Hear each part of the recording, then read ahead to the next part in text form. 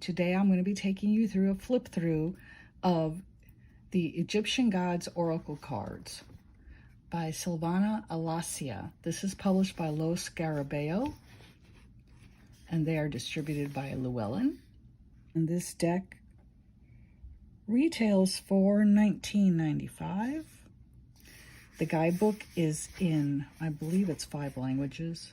That's typical for Los Scarabeo. Yeah, it's English, Spanish, Portuguese, Russian, and Italian, it looks like. And there's a ribbon here, a ribbon pull, so when you pull it, you can get your fingers under the cards and pull everything out.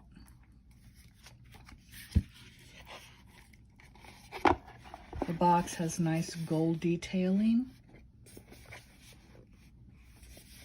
I will set that aside. Now we have the guidebook, and the Los Scarabeo guidebooks are usually pretty thin, and that usually starts off with English, followed by the other languages. Yes, we have English, Italian, Spanish, Portuguese, and what I assume is Russian. Feel free to correct me if I'm wrong. That's my best guess. And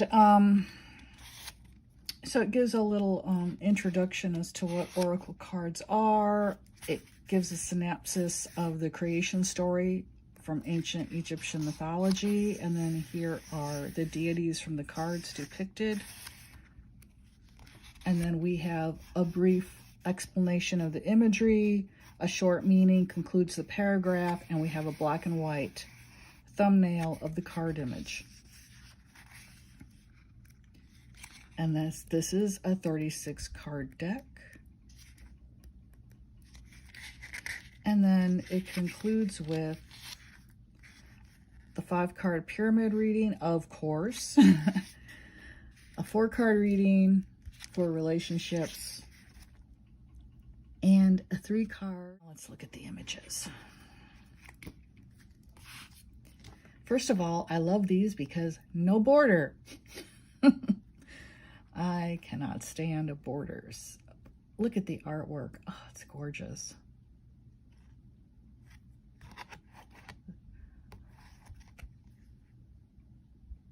This is the god Ra, who is father of all the gods. This is Amun-Ra. It's just Ra being conflated with the god Amun as the creator god. Shu, the god of order and peace. Nut, understanding. This is her. She's a sky goddess. Geb represents prosperity. He's god of the land, god of the earth. Here we have Osiris, who's the god of the underworld, death and rebirth. His wife Isis, who is his sister, representing faith and wisdom. She's also the goddess who's called She of 10,000 Names, because her energy basically flows through all other goddesses, and she is she who is great of healing. We have Seth, representing resentment here. Seth is the brother to Isis and Osiris. And in life, Osiris was king here on earth, and Set coveted the throne. So he murders his brother, dismembers his body, and spreads his body pieces all over the earth. And then Isis, his mourning wife, travels the earth collecting Osiris's body parts and manages to gather all of them together, puts them back together. The only piece missing was his penis. So what does Isis do? She forms a penis for him made of gold. Yeah. I mean, you know, so that's where that idea came from. And then we have Horus, who is the result of their union after Osiris's death and his golden penis. And Horus grows up, and he reclaims the throne from Set, defeats Set in a battle. And so Set is then vanquished to the desert, and he's basically a god of the desert.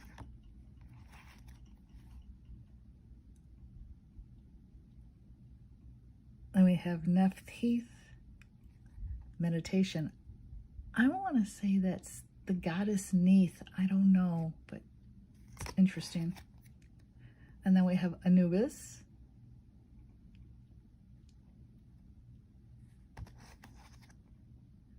Here's Thoth. He's the scribe god. He's the god of knowledge. Mat, who is the goddess of universal truth and justice. Hathor, who here represents intelligence. She's also personified by a white cow, and she is the goddess of prosperity and fertility, and also of having a good time. Then we have Ptah, who's the god of skill. Bastet, who here represents passion. She's also a protective goddess. She's a goddess of motherhood.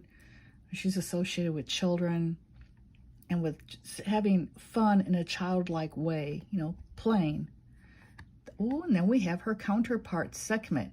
This is Bastet on a bad day. No, not really, but it's the dark, her darker side, her combative side. Sekhmet is a war goddess who takes no prisoners, and she's also my personal goddess. And then we have the god Khepri, who here represents change. He's the beetle who pushes the sun across the sky every day, and also my spiritual namesake, Khepri. And here they do call him Khepri. He's very seldom called that. It's usually Khepfara. So that's interesting. That's really cool. I love that. And then we have Mut. Being ordinary. Okay. I guess if you get this card, it means you're boring. I don't know. And then we have Khonshu. And here he represents hermitage. We have Kum, represents resourcefulness. Kum is the god who, according to mythology, formed human beings from clay on his potter's wheel. So this is what he's doing here.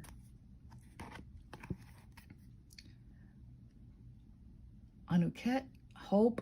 I'm not familiar with this goddess. Cool, I'm about to learn something new when I read the book.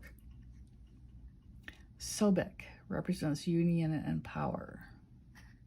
And yes, he does. He's a god of the Nile, a crocodile. And then we have Taweret, represents Genesis. She's a very protective goddess. She was often invoked in ancient Egypt to protect pregnant women and to help with childbirth. And then we have Happy, represents renewal. This is the personification of the river Nile. Neith represents perseverance.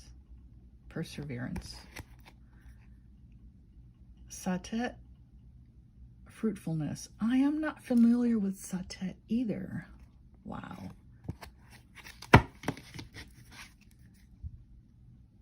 Hu, representing exploration.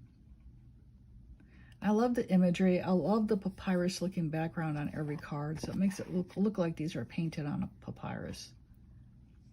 Heka represents alchemical force. Yeah, Heka is magic, magical energy. Amut, devastation. Yeah, because if you run into him in the underworld, it is going to be devastation. He's the creature that sits in the hall of judgment beneath the scales of justice. And when you pass away, your heart is weighed in that scale against the weight of the feather of the goddess Mot, who's the goddess of universal order, truth, and justice. Yeah, and if your heart is heavier than that feather, it gets tossed to this guy who eats it. And then that dooms your soul to wander the underworld for all eternity. And then we have Shishat, represents wisdom. She's a goddess of writers. And then we have Murtziger, righteousness. This is another one I haven't heard of. I love the imagery. There's so much attention to detail, you know? I mean, these look like actual glyphs to me. They don't look like they were just made up. Now, maybe they were, because this one kind of repeats, but and again, maybe not. They might be artistic depictions of actual inscriptions. I don't know. Here we have Selkis, representing healing.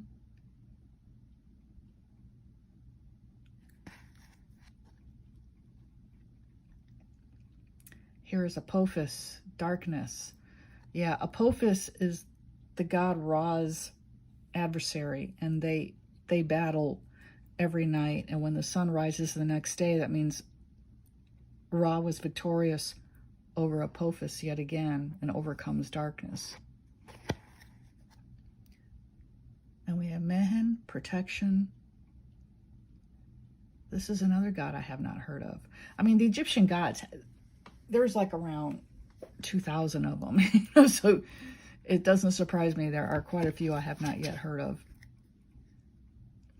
Nefertum. Oh, that's interesting. Nefertum is the son of Sekhmet. That's really cool. And that is the 36th card that completes the deck. This is a really nice deck. The cards are, you know, they're manageable. I don't have large hands. I don't have overly small hands either.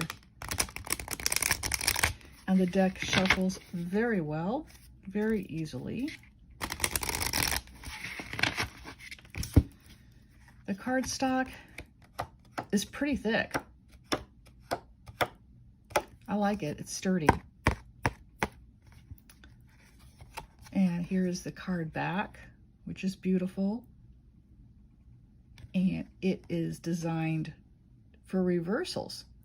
How interesting, because from the meaning in the cards, it doesn't seem like this deck has reversals. Let me grab one here by random and read it to you, and we'll discover this together. I have to remove my glasses. I wear bifocals and I need new glasses, so now I can no longer read with them. Okay, this is the card Happy, representing renewal. This is the god that is the personification, is the personification of the River Nile. And here it says, he represents the liquid and turbulent element.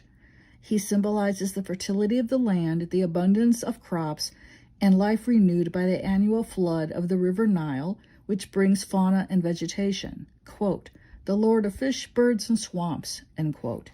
Happy is portrayed as a man with a large belly and large female breasts, a symbol of fertility. Follow the divine light along the direction of passions. It is time to fully experience everything the world has to offer you.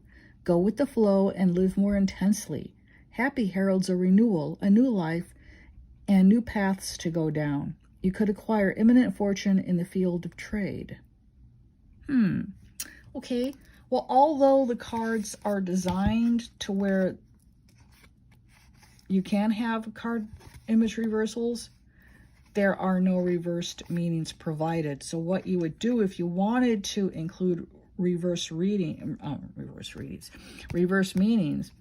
invert the meaning of the card. So like the one I just read for Happy, it could be, instead of, you know, the abundance it was talking about on the prosperity, it could be like a loss, financial loss, maybe, if it comes up reversed in a reading. You know, you just figure that out on your own. It's pretty easy to do. Just come up with the opposite for each card meaning. But these are really nice. I like them. I cannot wait to start using them. Another thing I'm going to be doing with these cards, since the depictions of the deities are just so gorgeous and so historically accurate, at least of those with whom I am familiar, I'm going to be using these as altar cards. When I call on a particular deity, I'll get their card out, like Bastet, for example. I work with her because she's the softer side of Sekhmet, you know, and I'll set her card in a card tray I have. You know, I mean, that'll be great. Yeah, I love that idea. But again, this is Egyptian Gods Oracle Cards by Silvana Alasia. and it is published by Los Scarabeo, who is distributed by Llewellyn, and the deck retails for $19.95. So there you go. I hope that you enjoyed this review, and if you did, please hit the like button. And if you're a subscriber, thank you so much for coming back. And if you're not, I invite you to hit that subscribe button, subscribe to my channel, and hit the notification bell so that you're notified every time I post a video. At my site, magicalmusings.com, I offer spells, readings, and visionary artwork. My visionary artwork is by commission only. I do have a wait list. So if you're interested in my visionary art, get on the wait list now, because it's pretty much always going to be a wait for that. In other news, I am going to be starting my own online spiritual community. I am figuring out the home for that currently, and I'll be offering it as a monthly subscription, and you will be provided with a number of free things and fun and a place to hang out with like-minded people, and we'll get together once a month on Zoom or something similar to just kind of chill and hang out. So if you're interested in that, sign up for my newsletter. The link is below. And I think that's it for today. I thank you all for tuning in, and I wish you all many blessings.